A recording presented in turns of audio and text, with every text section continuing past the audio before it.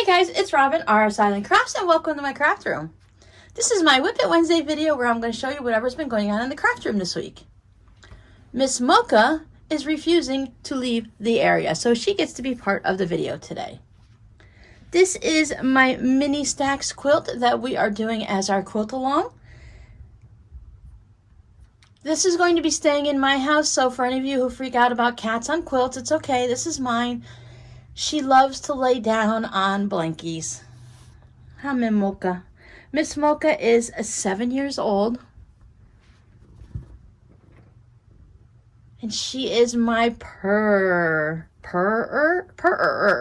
She just loves to snuggle up and purr. But she also loves to attack you just like any other cat. So we're going to work around her a little today.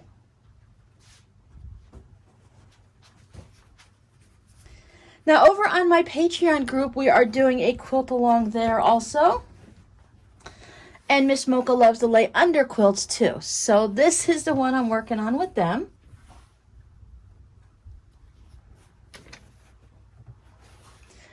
We are using mini charms over here on YouTube, and we are using charms over on Patreon. See, she just loves to burrow her way under. Once again, these quilts will be for me, so there's no worries about cat fur. Plus, they're only quilt tops. They still have to be washed and everything. So let me go ahead and move these over to the side table so that she'll follow, and I can show you everything else I've worked on.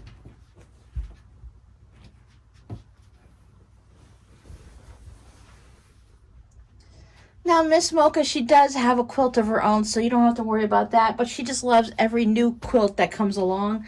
She also loves t-shirts. She's not particular. But I want to show you when I do my quilt along over with the patrons. I did my test one first in the Christmas colors, and I'm going to be using these fall fabrics for their project. I also worked on some fabric postcards. This one came from a Christmas panel set. All the other pieces were too large to do for fabric postcards, so I just went ahead and I did the little holly and berry.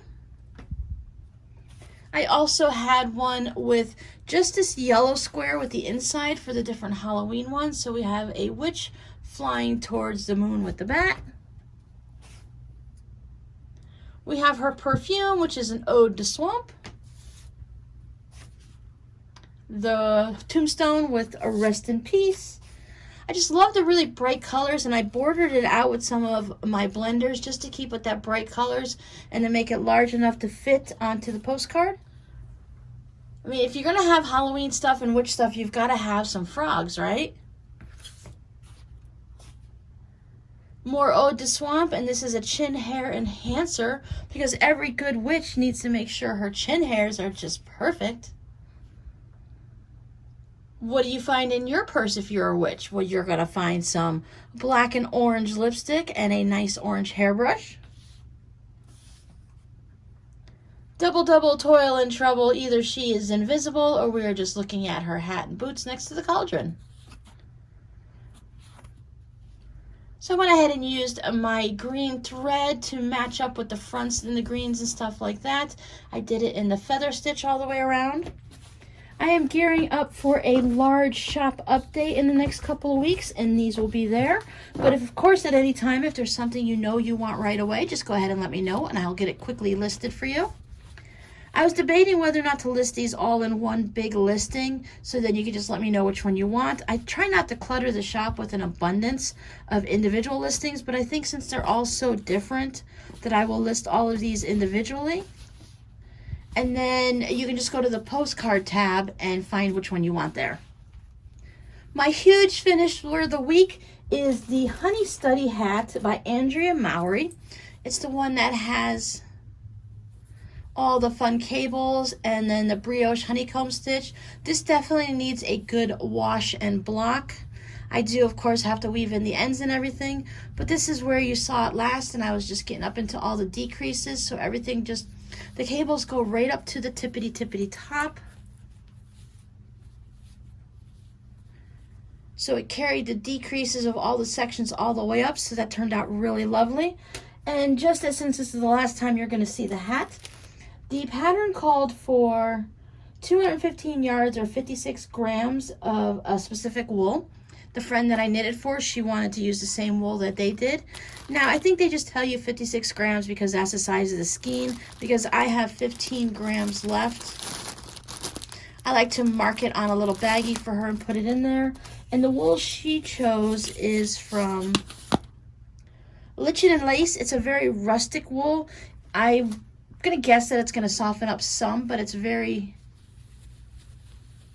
scrunchy. You kind of almost hear the crunchiness of it. She chose the colorway Smoke. It's a rustic heather sport, 100% Canadian wool, 56 grams, 215 yards, from Lichen and Lace, hand wash, lay flat to dry. So I'll be mailing this out this week after I get all the ends woven in, and I always send her any leftovers so that she can turn it into another little project or something. And the last thing I worked on over the weekend is some project bags. This is the main fabric of it, that nice coffee brown. I am using that gray with the little polka dots and everything as the liner, and a nice cream colored zipper. As you can see, this is a larger pouch. It ends up being, right now the fabrics are, I believe, 7 inches tall by 12.5 inches wide. I had to make it a little wider because of the project that it is. So what I'm making is these candy pouches, and I'm calling them candy pouches because, you know, it has Hershey's on it. Now what this is a while ago, several years ago, I had purchased some random things from one of the quilt sites that I was on. And it's this, she called it denim, but it's more of like a canvasy material. And it's cut really close to the edges, and some of them are quite uneven. So I couldn't turn it into fabric, you know, like add fabric on and fold it over as a quilt as you go or anything. So I decided to take this dark brown bias binding, and I'm going to border the pieces like this. And it works out pretty good for the Hershey's one. I made sure it gets far enough down. It's, as you can see, it's just clipped in. I'm going to be stitching it down on both sides. Let that border it, and it's right on top of the whole piece of the background. I went and just took some adhesive and stuck it down. Now, of course, this one's a little bit short on the edge from the 12.5 inches, so I will be trimming that up before I make it, so you don't have that little weird bit over there. I just wanted to border the top and not the sides. I just kind of like the way that accented. So I have a Hershey's, a second Hershey's done the same way. Once again, be trimming off that little extra on the end. I want to kind of get it so that we'll see where my 1/4 inch or my 3/8 inch hits here, and then kind of even it up on the other side so they balance out and it's kind of centered. I did the best I could to center it this way. It's not going to have a boxed bottom. It's going to be a flat zipper pouch, so we're not going to lose anything down there. Then the ones I struggled with is I also have these RsIs. Now these were a little bit harder because the letters were cut right at the top. There's barely any of the cream color there. And this one, you can see that it is one thread past that the colors are starting to come out already.